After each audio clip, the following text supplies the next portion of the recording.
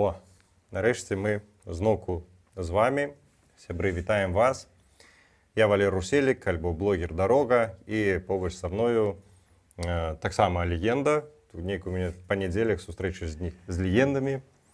Ну добра, малады пачатковец, журналіст Віталь Цыганкоў. Так нормально? Ён жа Віталь Цыганкоў. Альбо Віталь Цыганкоў.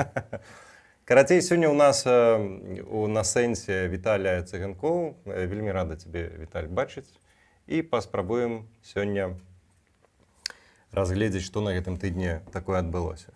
Но, канешне, ў гэтыя дні, калі ідзе працягваецца гэта вайна, яе ніяк не абмінеш, і я прапановваю з гэтай тэмай пачаць. Сёння 60-й дзень вайны Расіі супраць Украіны.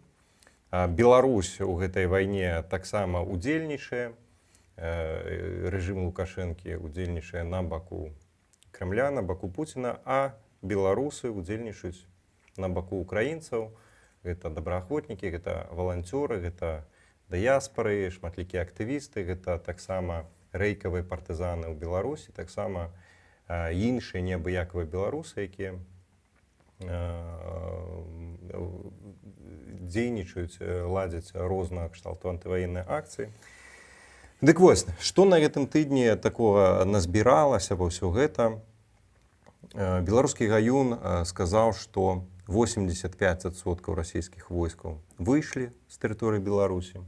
Што яшчэ на гэтым тыдні? На гэтым тыдні выведка украінская апублікавала план, на які ты таксама адрэагаваў у сябе ў Фейсбуку, пра тое, што рыхтавалася нібыта ўварванне ў Беларусь Расіі у 2020 годзе, таксама там пад легендай ці вучэнняў, ці там чагосьці яшчэ.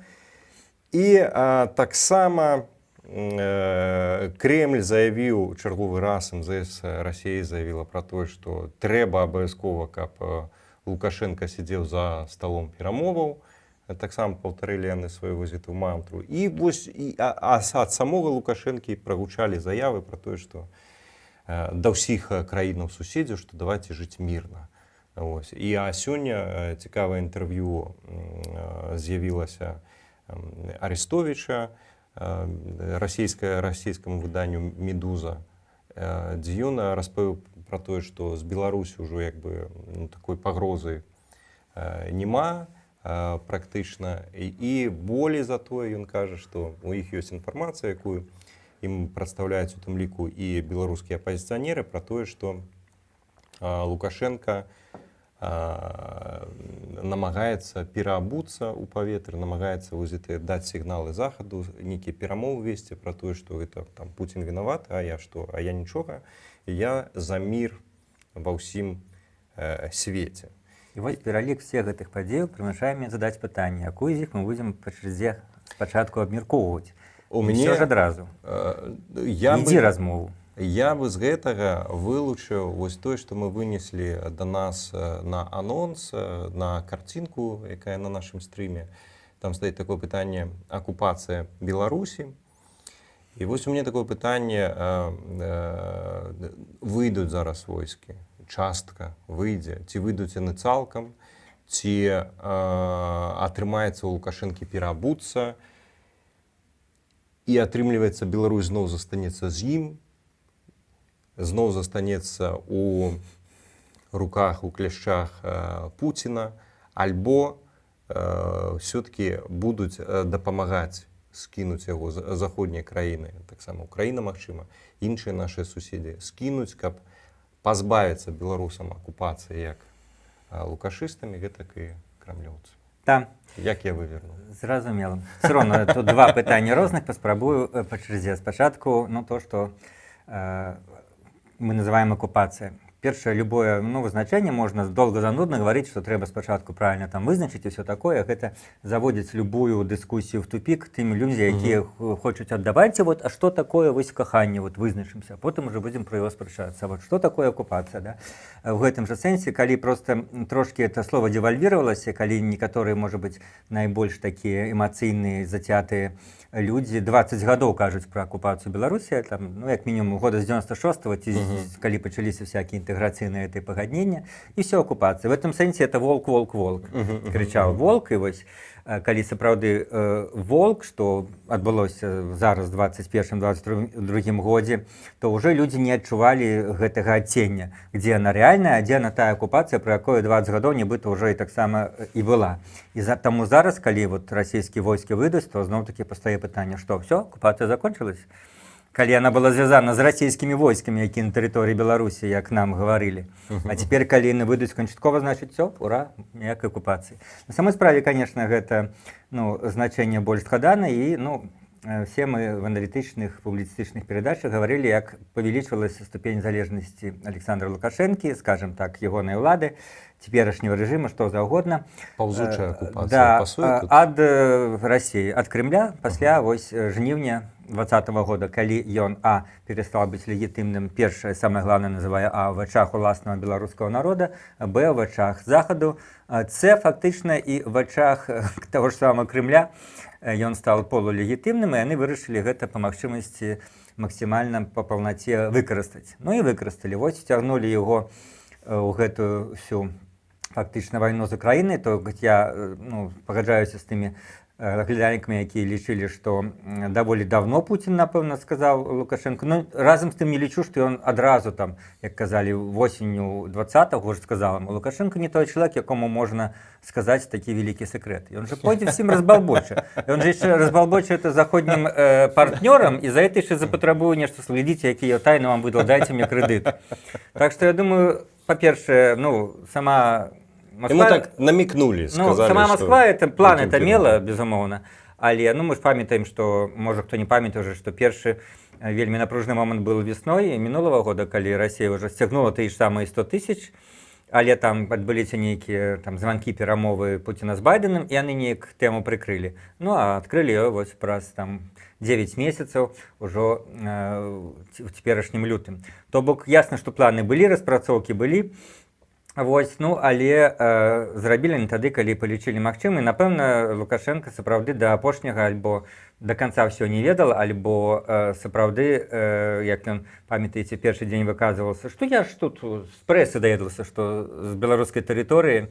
Это, конечно, для будущего Агі, конечно, умоўна скажем, не будзе але каб на всякі выпадак, пры тым, што ён был упэўнены, што будзе парад на Крышчаціку, яму дадуць там, напэўна, таксама выступіць ці прайсціся, але пакідаў себе, як в ягоным стылі, пакідаў себе шляхі да адступлення, і пры этом гаварыў, што вось ён типа ні пры чым, нічога не ведаў.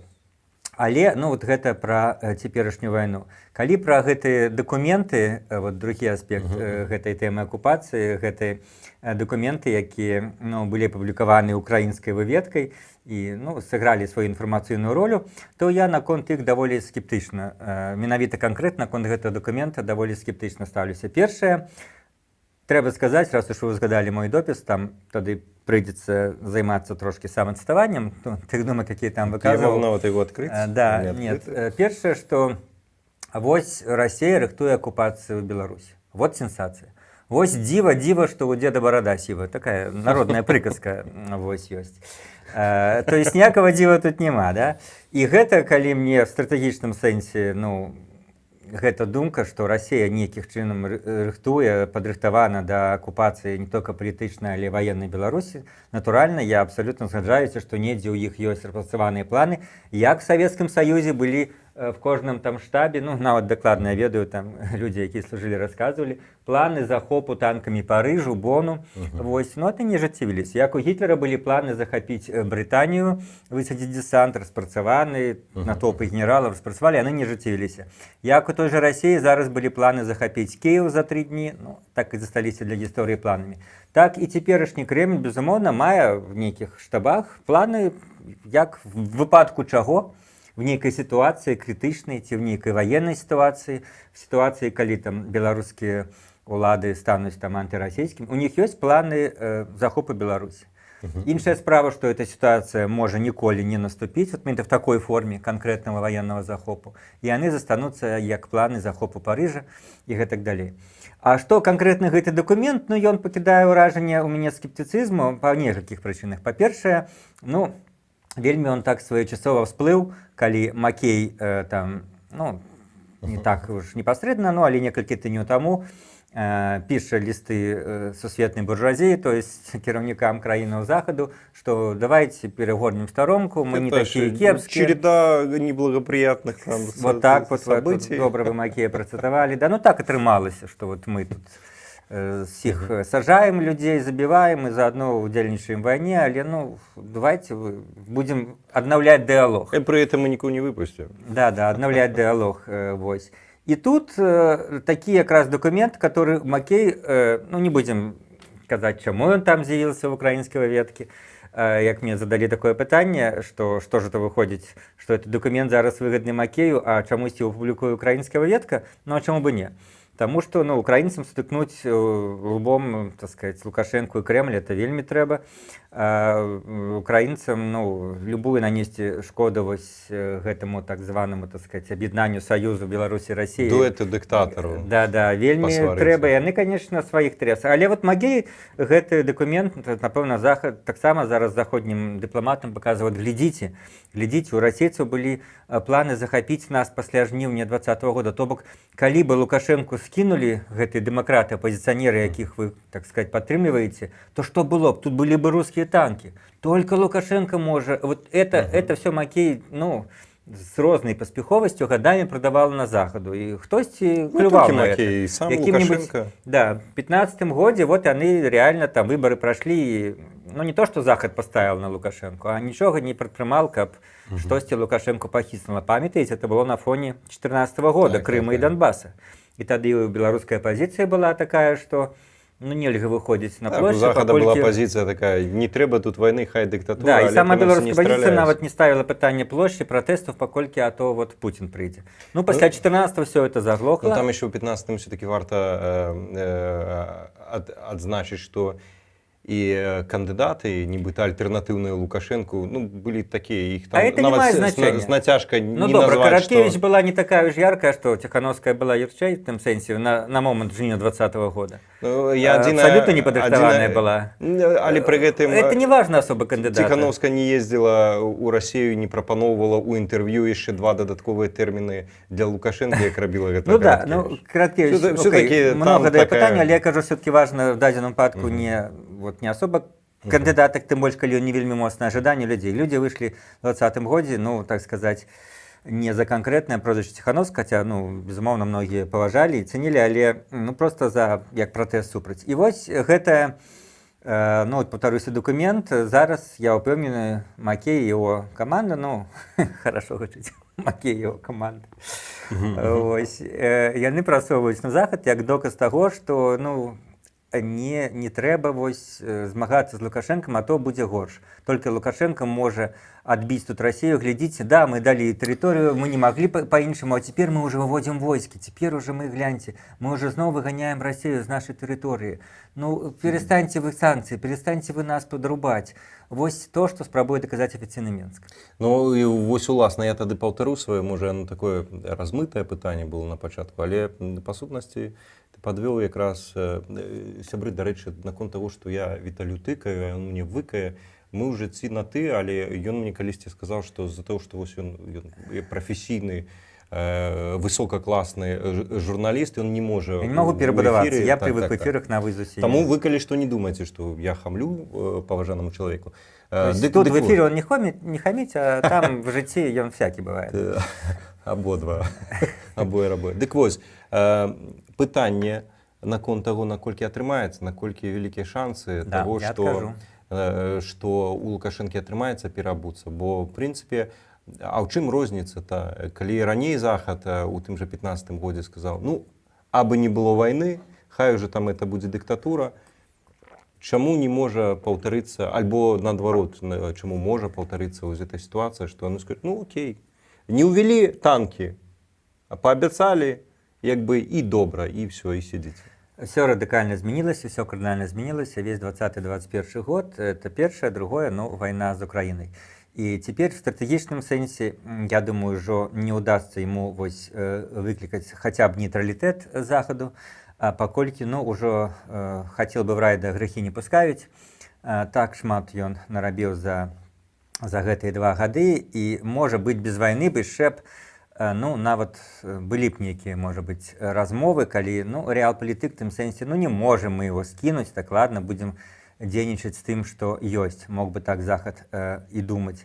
Вось, але конечно там гісторыя умоўна скажем з самалётам з Пратасевічам на мост павярнула, хаця тады памятаеце пры ўсіх тых рэпрэсіях весь ну канец 20-го яшчэ не пачались самыя жорсткія там можа 21-м уже пачались пачатак 21-го захад вельмі так ну неахвотліва пераходзіў да традыцыйна выказваў сваю глыбокую глыбейшую найглыбейшую занепакоенасць, а потым самалёт а потым мігранцкі крызіс і гэтыя дзве рэчы якія ну даказалі и там уже санкции, дарэчы, уведение санкций, оно уже не залежало от того, закликала оппозиция, закликала Тихановская, ці не закликала, потому что все ранейшие заклики особливого эффекту не давали, а тут захад... Ну, давали, но, скажем, не такие... Не настолько, а тут захад побачил, что непосредственно его зачапило, и яны самостойно. Нават не то, что зачапило его, а просто побачил, что это, ну, погроза, что называется, высоким штилем погроза миру у Европе. І мігранцкі крызіс, і гісторыя з самалётам. Ну, а вот тут пачалася вайна, калі таксама захад па ходу вайны вельмі моцна і імкліва в гістарычных маштабах, вельмі імкліва перабудоўвае сваё стаўленне да агрэсараў, перш за ўсё Расіі. І мы зараз бачым, што ўсё-такі ну, ёсць рознае стаўленне. Санкцыі да Расіі, яны магутныя, больш жорсткія, чым да Беларусі. Да Беларусі яны намнога больш жорсткія, чым можна было уявіць яшчэ там да вайны паўгады нават назад, год назад, тым больш. Яны моцныя, то, што вот зараз уже з калійнымі, там, з нафтай, фактычна зараз беларуская нафтапрацоўка працуе толькі на ўнутраны рынок. Яны нікуды ее вот уже там 2 месяцы не прадаюць. Вось, і, ну, она настроена на экспорт, она настроена... Для того, дарэчы, вось, многие кажуць, чым сакрэт, што далі безвізавы рэжым літоўцам і латышам. Ну, каб яны ездзілі, заправляліся. Да, хоць з чагосьці какие-нибудь десятки мільёнаў, як падлічылі, это можа кінуць в кассу беларускай дзяржавы, паколькі бензин, там же в основном это податок, это акциз. Так. Вось, а не сам сабе коштаваў.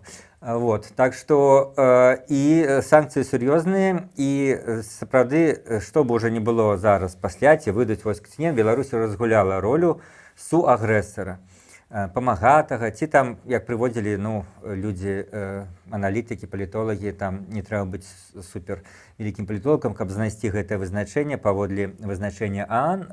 Абсалютна Беларусь тым, што она прадставіла тэрыторыю, што з тэрыторыі лецелі ракеты, што она была базай, яна з'яўляецца агрэсарам. Яна саўдзел в агрэсіі в меншай степені, але абсалютна той же самы саўдзел.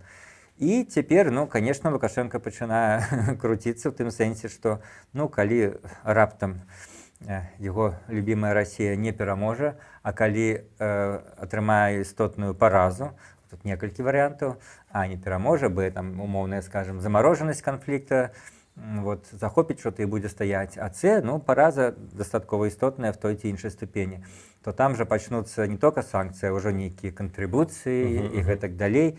Гэта, я думаю, ён все яшчэ ўяўляе малаверагодным варыянтам, але трэба ж думаць і на такой варыянт. І тут, канешне, ну вот пачынае... Я не вельмі люблю это слово, перабывацца ў дачэнні да Лукашэнкі. Справа ў тым, што ён, колькі разоў былі вось гэтыя у нас лібералізацыі адносінаў з захадам, нармалізацыя, па-сапраўднаму ён ніколі не перабываўся. Я згодна з табой. Ён заўсёды был прасавецкім, прарасійскім, адданым Расіі ў стратэгічным сэнсе ад мовы культуры да галоўнай ваенна-палітычнага. Але не змена паводзін. Змена рыторыкі была і нават трошкі змена паводзін в тых мінімальных рамках, которые гэта трэба, каб ну, захад не рабіў санкцыі, там выпусцілі палізняволеных, каб был гандаль, вось, але аснова стратэгія, вось, выжывання заўсёды была прарасійская, і просто пасля жніўня верасня 20-м это так ярко проявилось, што хоць ён хацеў трошки бы нібыта ад гэтага адпаўсці, можа быць уже дастаткова шчыра там некая, а не сам ён, а іншая каманда даказвала, што вось на антырасійскіх матывах правесці кампанію 20-го года она была фактычна там антырасійская, калі ну не ён сам, дарэчы, а іншыя чыноўнікі заявлялі, што гэтыя кандидаты, за ими стоять в уши Газпрома, а то и нават кагосьці в Кремлі, это не слова Лукашенко. Это был, боюсь помылиться, хтось ці... Але ж він казав, що ми потім все покажемо. Да. Ну, Він же казав і про це, і это ми всё же Газпром, покажем. і все, Да. і ми там вот... Але сенс тым, Откуда што готовилось нападение? але падзеі, это было невялікія, ну, скажем, адхіленне не то, што ад генеральнай лініі, а калі ён спрабаваў, а што калі вот так? Ну, але памятаеце, ўжо ну, в 19-м годзе, не толькі што ў 20-м, уже в 19-м, калі была яшчэ гэта умоўная нормалізацыя адносінаў з Захадам, ужо, ну вот я, напрыклад, калі уж я тут госць пра сябе скажу, ужо пісаў тады і в аналітычных праграмах з іншымі экспертамі, абмяркоўваў тое, што гэта нармалізацыя ўпёрлась нейкую столь. Ужо і Захад, і Беларусь не ведаюць, куды далей ісці. Таму што, ну, далей ісці это в нейкую дэмакратызацыю, а на это Лукашенко ніколі не пойдзе. Далей ісці это в нейкі, ну, геапалітычны больш-менш паварот, пасоўвання в бок Захаду, а на это Лукашенко на рэальнае таксама не пойдзе, тым больш ніколі, ну, такую краіну по-глыбокаму не прымуць ні ў НАТО, ні ў Еўрасаюз, дыктатарскую краіну. І ён это разумел, і прытым яго само, ну, шчырае ёсць абсалютна прасавецкае, прарасейскае менталітэт і ўсё астатняе. І таму нават вот, калі мы кажам пра гэтае перабыванне, яны не былі перабыванне, это было, ну, тактычнае адступленне, каб зноў вернуць сваё, ці каб проста выжыць. Вось ніколі ён не павернецца радыкальна в заходні бок, а цяпер пасля 20-го года ў нас і пасля вайны лютага, ну, цяперашняя, якая прыцягваецца, тым больш. Это будзе толькі нейкія там дзеля ратавання, там прамацвання глебы, але вот можам далей, каб я не говорил, ты задаш пытанне, раз уж на ты, а чаму это немагчыма? Ну, я уже говорил, але і ці што можа быць Захад патрабаваць ад Беларусі, каб нейкія крокі зрабіць, то тут таксама можна адказаць, што вот, ну, ясна, што он патрабуе звалення всіх палізняволеных. Ну, агучыла Джулі Фішер зараз асноўнае, але там гэтыя патрабаванні, яны таксама ж, ну, абсалютна нерэальныя для выканання Лукашэнкам. Пра это мы і кажам. Відавочна, калі яна кажа, што адно з вымаганняў, акрамя ўсяго, гэта рэальны дыалог з беларускім народам, які прывядзе да новых выбараў. Ну, не будзе гэта. Так, не будзе. І нават вот тое, што бывала в розныя гады, калі там пасля 10-го першую частку вызвалілі даволі хутка, в 11-м, калі былі санкцыі, дарэчы, калі ўзгадаць, ну, мы гаворым пра выбары прэзідэнцкія 10-го году, калі яны закончыліся таксама даволі крывавай плошчай 19 снежня, але толькі адзін дзень, больш пратэстаў не было. Людзей, кандыдатаў прэзідэнта, іх каманды паперасажалі. Захад тады вёл санкцыі даволі хутка, праз месяц-два. І ўжо весной 11-го пачалі вызваляць палітвязняў. Як вось адзін з, ну, сябраў каманды Сэнсу, Атрощенков Александр, ён якраз пра это, як былы палітвязень, не гаварыў. Я сидел за кратамі і чытаў там, што прынялі санкцыі, я ведаў, што мне хутка вызваляць. Зараз уже не так, паколькі тады, ну, як бы, ну, все-таки пратэсты не былі настолькі масавым, непрыняцце Лукашэнкі не было настолькі масавым, што ён мог себе дазволіць вызваліць палітвязняў. Ён тады гэтага не баяўся, што будзе новы, ён адчуваў, што замарожана краіна там, як некалькі гадоў не будзе. Сапраўды, да масавых пратэстаў, якія впершыню з'явіліся ўжо ад дармаедаў, прайшло вон колькі гадоў 6. Але цяпер ён разумее, што как толькі он всіх вызваліць, народ, который цяпер на яго 70% супраць, і ён можа актывізавацца вельмі хутка, ён не будзе чакаць яшчэ 2-3 гады. Ну, таму это для яго пытанне жыцця і смерці не выпускаць, нікому працягваць сажаць. Загнаў сябе абсалютна ў пастку, калі ён, ну, все, уже не можа інакш паводзіць. Калі ён раней пакідаў для сябе вось эту нейкую прастору для такого крывадушнага дыялогу, імітацыі дыялогу, то з 20-го года, калі кожны дзень адбываюцца все новыя і новыя рэпрэсіі, такія, якіх не было раней, все больш і больш, ну, маскі даўным-даўно скінутыя. І ў сувязі з гэтым я, дарэчы, хацеў перайсці да наступнай тэмы. Ну, она вельмі звязаная, насамрэч. Гэта моя улюбёная эканоміка. І упершыню на гэтым тыдні, ну, прынамсі, я так не моцна за Лукашэнкам сачу, але вось, што мне трапілася ўпершыню за гэтыя гады 2, магчыма, я прапусціў. Ён упершыню сабраў нейкую нараду эканамічную, дзе вынікамі якой сталі абяцанкі, па сутнасці электаральныя абяцанкі. Он сказаў, што мы ж тут все для людзей, нам трэба, каб эканоміка працавала, і потім вийшов одразу міністр фінансів Лукашенко і сказав, що ну, будем подвышать заробки бюджетникам. А что в этом нового вы бачите? Я потлумачу. Заробки бюджетникам и пенсионерам. До 2020 года подобное было периодично. И тому есть мем про это там по 500 там, и так далее. И он периодично, тут $1000, тут... Ён перыядычна звяртаўся да так званай сацыяльнай дамовы паміж ім і грамадствам. А 2020 года, калі ён зрабіў стаўку цалкам на рэпрэсіі, на сілавое ўтрыманне ўлады, не было больш ніякіх размоваў, ніякіх з ягонага боку нават патугаў на тое, каб перазаключыць гэтую дамову, абнавіць старую дамову там, і гэтак далей. А як дамова выглядала?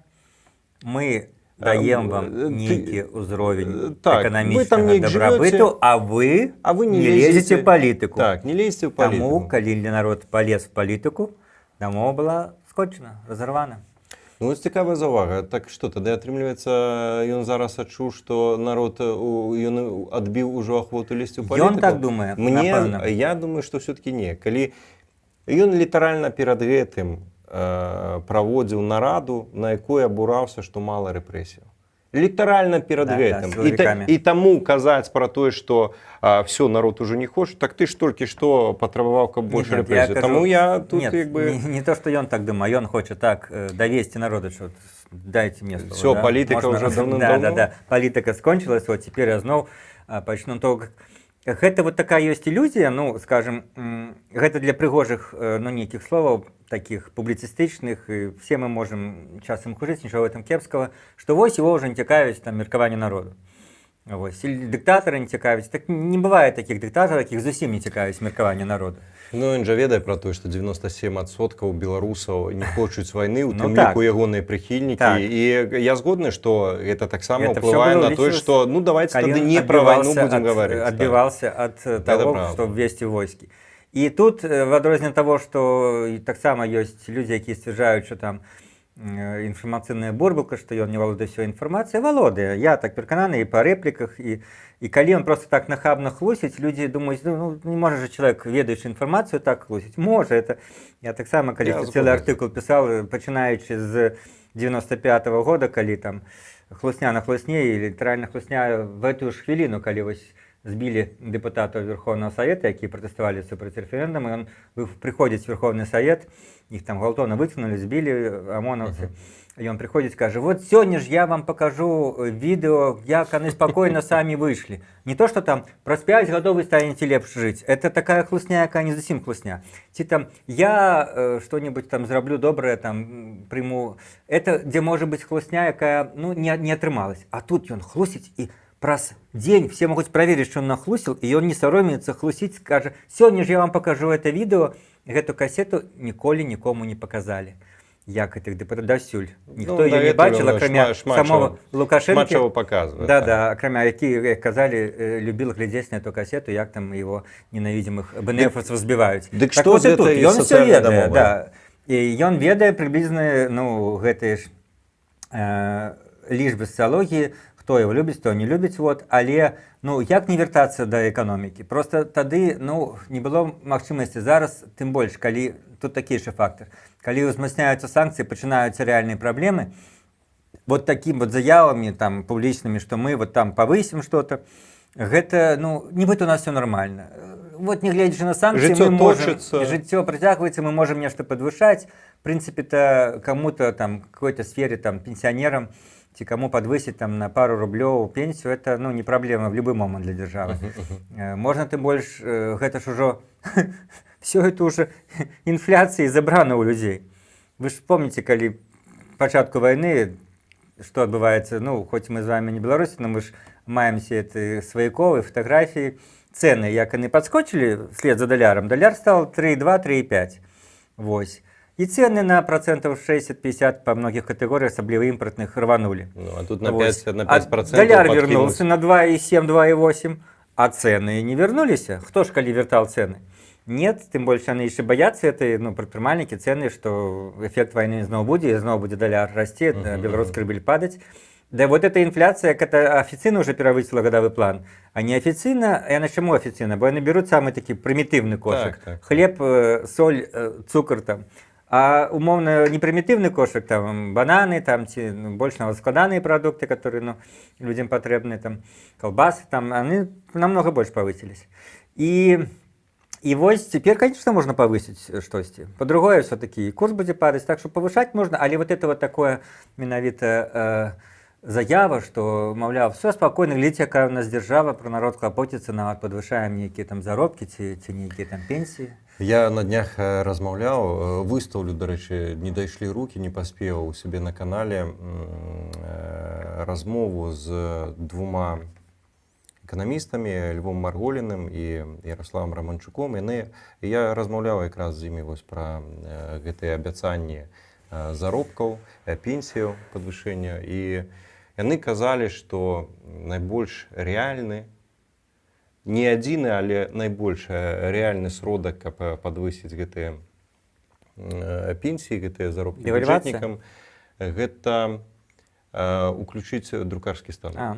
Ну і гэта азначае, адпаведна, што інфляцыя яшчэ больш разгоніцца. Я думаю, чаму яшчэ это вот Лукашенко эту заяву зрабіў? Літаральна, можна там супасці, дзень в той же дзень, ці там ён уже ведаў інфармацыю, что Россия, умовно скажем, не то, что пробачила этот миллиард, а сказала не отдавайте. Это называется реструктуризация долга. Но она не сказала не отдавайте, она сказала не отдавайте за. Конечно. Это праз год, то нам доведется отдавать то, что праз год, да. И плюс гэты миллиард. И плюс гэта. Але ж часам в жыцці важно вот менавіта гэты момент. Это ж чаму там, вот, калі бываюць крызісы ў краінах, то першае краіны просяць ад сваіх там всяких кредиторов, международных валютных фондов реструктуризации. Не просите нас зараз вернуть долги, мы поднимемся, тогда вернем. Так и он зараз, вот этот миллиард, ему это, конечно, упал с неба, хотя он домовлялся про это с Путиным. То и так долго что-то думал, и все-таки решили. Але при этом треба разуметь, что гэты миллиард, вот зноўку, калі іншыя там просяць, не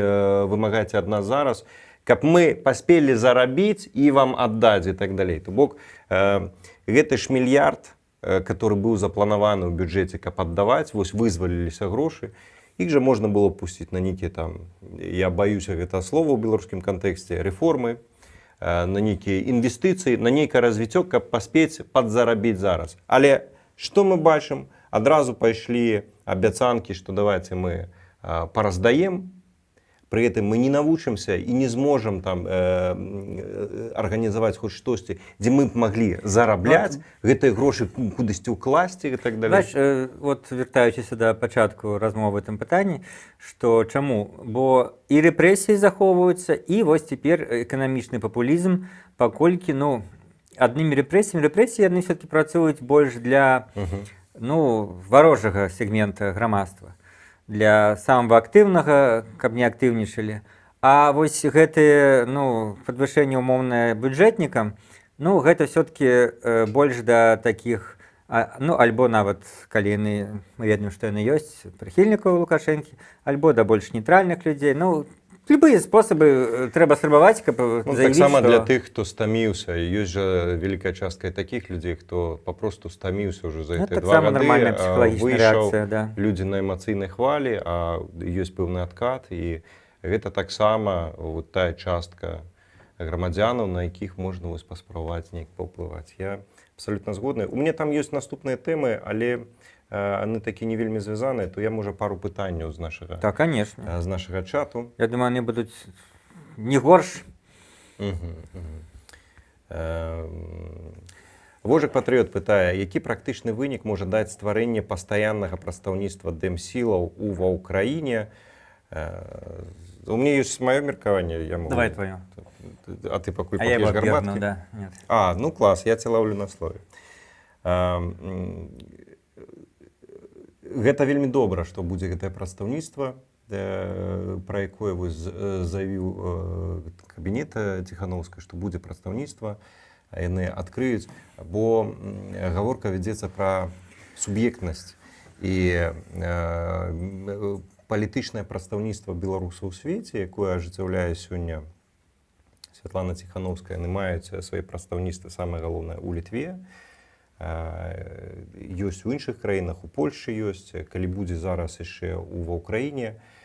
Гэта дадатковая структура, гэта, як сказаць, матэрыялізацыя вот, папросту вот, там прыгожых там высокіх словаў. І таксама вельмі важны момант, все-таки памятаем, што украінскае кіраўніцтва палітычнае, яно гэтыя 2 гады на такім больш на неафіцыйным узроўні. Яно старалася афіцыйна на надта высокі ўзровень нейкія кантакты з дэмакратычнай новай Беларусю не выводзіць. Якраз з-за таго, каб, там, як яны кажуць, каб не злаваць Лукашэнку, каб яго не правакаваць, бо чалавек псіхічна нераўнаважаны і можа тыя ж самыя танкі ўвесці, папросту пабачыўшы, што Зеленскі сустрэўся з Ціханаўскай. І каб не дапускаць гэта, яны казалі, што яны і зараз кажуць, што давайце вось мы не будзем зараз яго дадаткова злаваць. І ў такой сітуацыі заява пра тое, што будзе стварацца гэтае прадстаўніцтва, яно выглядае як што гэты лёд прабілася, нейкі расточак ёсць. І мне здаецца, гэта такі добры сігнал. Ну да, тут я пагаджуся. Абвергнуць. Ну так сказал бы, что мы неразумны, абверг бы, да. А то вот довольно разумно все это ты оценил. Покольки, коли сказал слово материализация, то материализация признання сваёй пэўнай можа быць памылковасці нават папярэдняй палітыкі украінскай ў дачыненні да скажем штабу Ціханаўскай, паколькі сапраўды Украіна была апошняя еўрапейская дзяржава, дзе Ціханаўская не пабывала там з афіцыйным візітам. Яны не то што не прызнавалі, яны стараліся так ігнараваць. Конечно, Беларусь была, вот дарэчы, дасюль я нават цікавіўся, невядома, што за тым усім зараз адбываецца з гандлем з Украінай пасля вайны. Пасля пачатку войны. Беларусь, Украина была... По-моему, Украина все забараніла гандаль. Пытанне в тым, што ці ён спыніўся зусім, бо это трэці гандлёвы партнёр. Так. Украина для Беларусі. Пасля Расіі ў развязу, так. Да, і гэта просто, там 4 мільярды было. І гэта просто цікава. Некаторыя рэчы, ніхто не заяўляў, там, што все спынілася. Там, я думаю, там не все так адназначна. Некаторыя рэчы, яны тым жа украінцам патрэбны, можа, яны там і працягваюцца. Вось, тут няма такой і неафіцыйнай, і неафіцыйнай інфармацыі, ніхто пра гэта не піша, ва ўмовах вайны, конечно, все засекрэчана.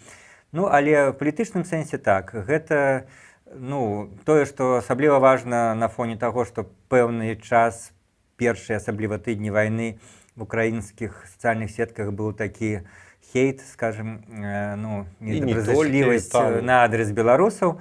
Вось, маўляў, што мы агрэсар. І в прынцыпе, як бы сказаць, все мы ад сродка масавай інфармацыі да беларускіх дэмакратычных палітыкаў, вось, да журналістаў, гэтыя апошнія, да проста звычайных людзей в сацыяльных сетках, апошнія, скажем, тыдні даволі доўга папрацавалі, даказваючы, што гэта не так, што Беларусь — это не Лукашенко, што беларусы сапраўды і ваююць, і дапамагаюць, і партызанская вайна, і валанцёры. Таксама пра гэта згадваў. І все гэта значную частку украінцаў ужо, трошки змянілася ў іх гэта першая эмацыйная рэакцыя, а рэакцыя, дарэчы, афіцыйных кіраўнікоў, гэта і Зеленскага, і таго ж Арестовича, яна заўсёды была такая, скажем, неадназначна негатыўная да Беларусі. Конечно, яны перш за ўсё баяліся, каб Лукашенко не вёл войскі, таму казалі такія рэчы, каб его не справакаваць, і каб его падштурхнуць да такой стрыманасці. Але разам з тым таксама яны і адзначалі то, што і Зеленскі, і Арестович в сваіх прамовах і інтэрв'ю, што беларусы на самой справе супраць вайны, дапамагаюць Украіне як могуць, і партызаншчына, і, так сказаць, валанцёры і так далей.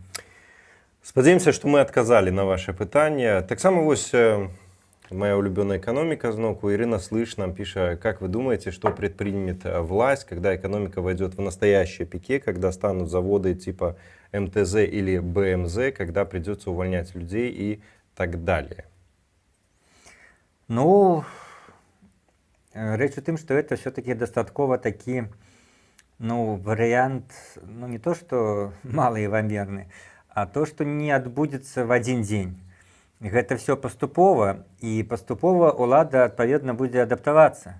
Як она, которая весь час крычыць, якая она там сацыяльная дзяржава, як яна яшчэ да ўсіх санкцыяў актыўна змяншала колькасць працаўнікоў на всех вот гэтых флагманах, на всех буйных заводаў.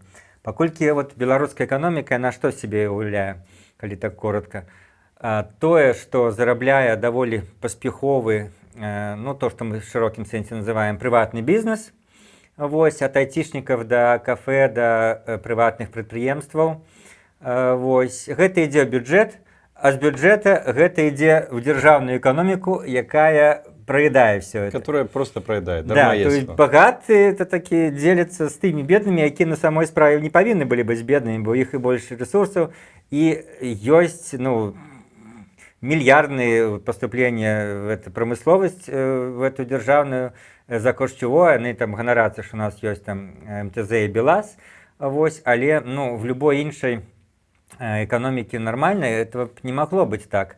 Ну, может быть, год бывают неудачи, у всех самых там умовных, не знаю, Рено, Мерседесов бывают. 2 года там некие взяли кредит, перебудовали, переобсталевали и вышли на плюс. Но немагчыма годами минус. Наши эти державные флагманы переважно годами минус и покрываются они из державного бюджета. Вось. И что я пачал отказывать, что сапраўды, ну, с гэтым нешта робится и скарачаются, там же есть самые розные лічбы. Параўнанні з 90-ми, там где в 4, где в 6 разов меньше супрацоўнікаў уже. Але все равно их еще достаточно много. Калі брать заходи на таким же заводе, столько же выпускают, и, звычайно, в 3-5 разов меньше, ну, паколькі лепшие технологии, больше роботизации, и ясно, калі этой технологии еще придут, и будут ясно, что это будет вызволенне людей. Не может там так шмат працаваць людей на всех этих заводах. Ну и ресурсов занадто шмат проедается за то, что технологии отсталые. До речі, вот гэтым то, что людей паціху як бы так вот прибирали и звольняли, это так само одно тлумачэнне того, чему в Беларуси гэтак выросла колькасць людей самозанятых. Да. У нас насамрэч великая частка там, я могу помыляться, по памяти там 56% белорусов, они самозанятые. То бок это не на бюджетный сектор. Не на бюджетный сектор, а все, весь остатний, не бюджетный сектор. Это самозанятые трошки інше поняття. Ну, я маю на увазі, что не сидять на бюджете, а самостойно зарабляюць. І гэта ў тым ліку з-за того, што людзі там страчвалі паціху працу. Аргумент яшчэ пра 20-й год, в тым ліку, чаму як ковід спрацаваў. Што значит там все ковід, ну там абурэнне было заявамі, але в тым ліку яшчэ, што ковід змяніў вот эту міграцыйную хвалю, што звычайна вот это социальное напружанне, оно зменшалася тым, што людзі выязджалі за мяжу, в Россию, в Польшу працаваць. Вось. І вот это все люди, які в Беларусі не знайшлі працу, асабліва в маленьких городках, яны просто ездили в Россию в ее развяз. А пачаўся ковід, ездить стало немагчыма, и все эти люди внутри, в тым ліку, пошли абураться на улице. И гэта тая пара, якая сорвала так само. Да, да. И гэта про тое, что и зараз, калі экономика, чему я это вспомнил, России будет таксама не вельмі, скажем, прывабная. Вось, на захад, магчыма, не так лёгка будзе патрапіць беларусу з цяперашнім там стаўленнем. То вось гэтыя людзі, якія, ну, якіх выкідваюць з прадпрыемстваў, яны будуць уяўляць сацыяльную праблему. І, конечно, вот, калі браць столькі людзей, колькі зараз з'ехала, это десяткі тысяч, это не толькі ад пацярпелай ад рэпрэсію, а і в тым ліку і эканамічныя. Просто яны ідуць в агульнай хвалі, але мы там в наших чатах, там, умовно скажем, белорусы где-нибудь в Польше, это іншыя чаты, мы бачым, што значная частка людей, ну, менавіта такія эканамічныя мігранты, якія тут пачынаюць, шукаюць працу будаўнікоў, ці пачынаюць свой маленькі бізнес, вось, і гэта ўжо, ну, сотні тысяч, я думаю. І зараз, конечно, вот решение социальных проблем, міграцыя. Да. І я згодны з гэтым цалкам. Спадарства шмат, у нас 45 хвілін прыкладна стрім, то я прапаную тады яшчэ пару іншых тэмаў, так, у больш такім тэмпе, актыўным тэмпе.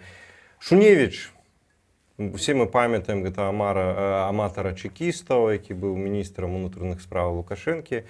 Зараз ён ачолівае беларускае таварыства паляўнічых рыбаловаў. Ну, зараз выказаўся пра тое, што чырвоная кніга гэта рудымент, ввогуле трэба, она толькі перашкаджае, абцяжарвае, і трэба пачаць паляваць на зуброў, на рысяў, на чапляў, на буслоў і гэтак далей. Ці ёсць нейкі каментар адносна гэтага чекіста? Ну, это раз уж вспомнили чекиста и аматора там Так вот, товарищ Сталин, вы большой ученый, в языкознании знаете толк. Так и этот Шуневич, вось, он тебе возомнил, что он специалист, ну раз поставили, значит специалист, у нас же ставить там на спорт, там в федерации неких спорту людей, которые первый раз Ніколі на не этот займалися. спорт глядели и так далее. И, ну, плюс некую активность. Вот, ну, поставили его там, и он что-то сидел месяцами, думал, что ж, вот я Дай-ка старшиня, ляпну, нагадаю что-то, про да, себе. нагадаю про себе. Вот. Ну и плюс, ну, видать, это вот уже, ну, містычна, але сапраўды, ну, калі чалавек, ну, нейкі без души, без головы, скажем так, то это уж проявится, неважно, кем он будет. Я Будзе он вось- дворником, ці будзе он старшынём. Ну, акрамя всего, подумал, что это некие символы для белорусов, для Беларуси. Буслы, зубры, что еще больше.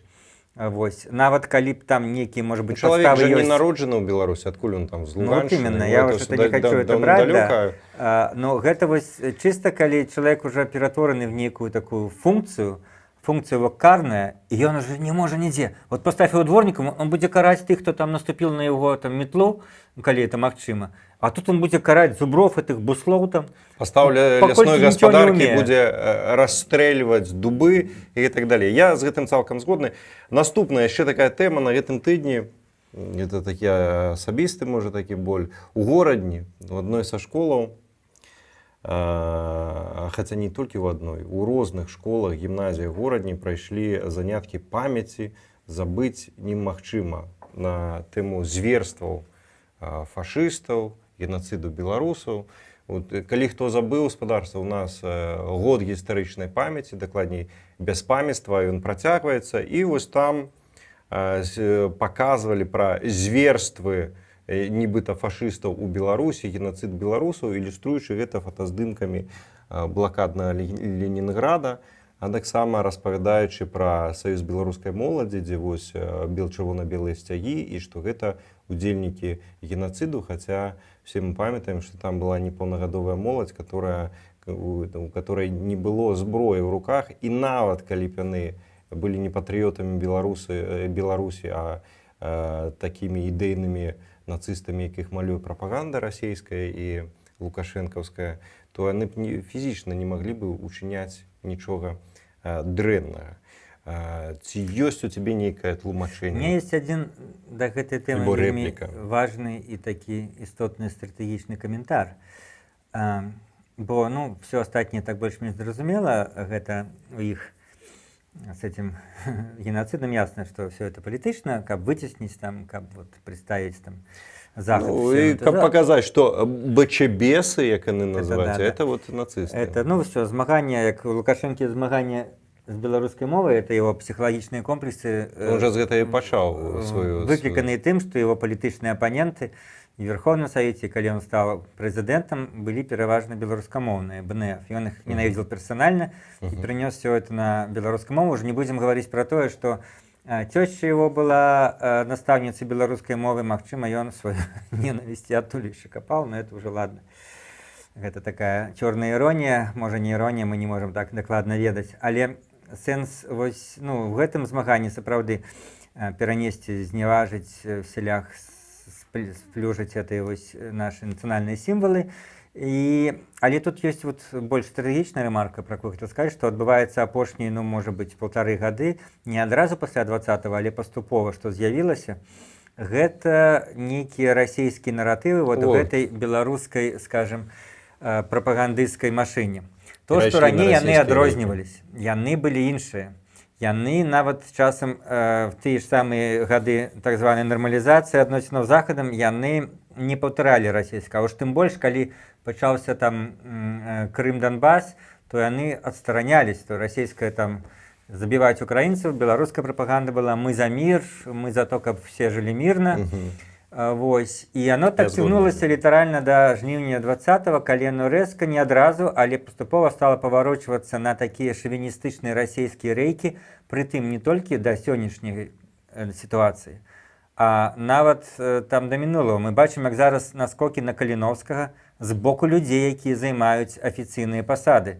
Всякие там официальные историки. По БТ ведут это фильмы, это абсолютно имперские. Гэта немагчыма было б уявіць в той момант, калі пры дапамозе беларускай амбасады і беларускай дзяржавы, пры актыўным удзеле беларускай дзяржавы адбывалася ў 19 годзе пахаванне парэшткаў Каліновскага Вільні.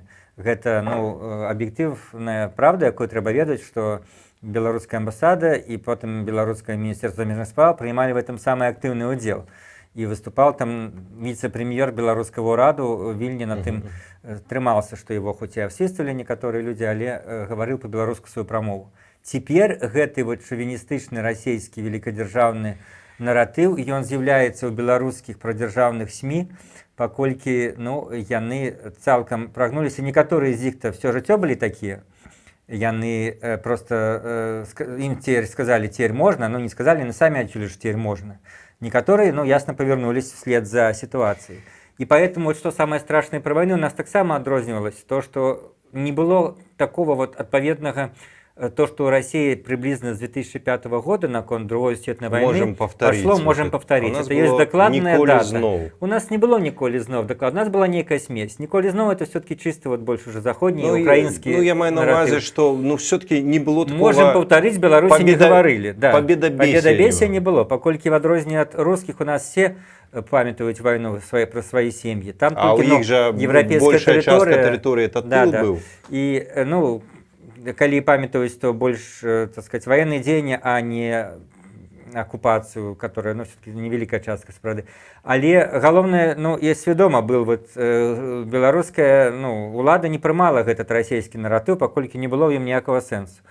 Беларусь не збіраецца на кого-то нападать и что-то повторить в адрозненне от России. А теперь они просто уже, что фактично подтверждает нават в риторичном, пропагандистском сенсе, что Беларусь стала оккупационной провинцией России, бо вся эта пропаганда повторяет московские нарративы. Я только от себе еще додам, то, что они раней, может быть, они там, мы не ведаем, колькі з іх было такие імперцы насамрэч, як зараз там. Азарёнак явно таким был, Азарёнак. Абсолютно. Але раней, яны ж все раўняюцца на тое, што ім скажа іх пан Лукашенко. І калі до 20-го года Лукашенко відавочна намагаўся захоўваць нейкую такую сваю самастойнасць дзеля сваёй неабмежаванай улады ў Беларусі, то пасля 20-го і змена гэтых наратываў на адкрыта расійскія.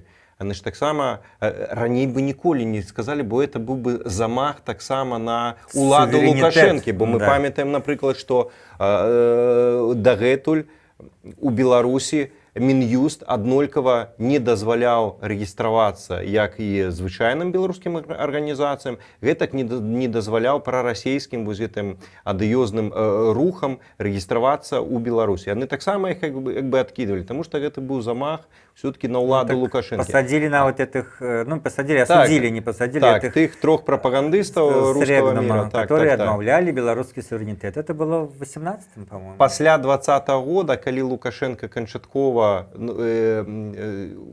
ён, канешне, заўсёды быў пад Масквой, але канчаткова лёг, не рыпаючыся пра сваю нейкую палітычную уладарнасць, палітычную самастойнасць, то мне здаецца, што вось гэта вельмі... Калі уже там лёг і нейкія эратычныя матывы, то вспомнить его можно, любимое слово «нахилили».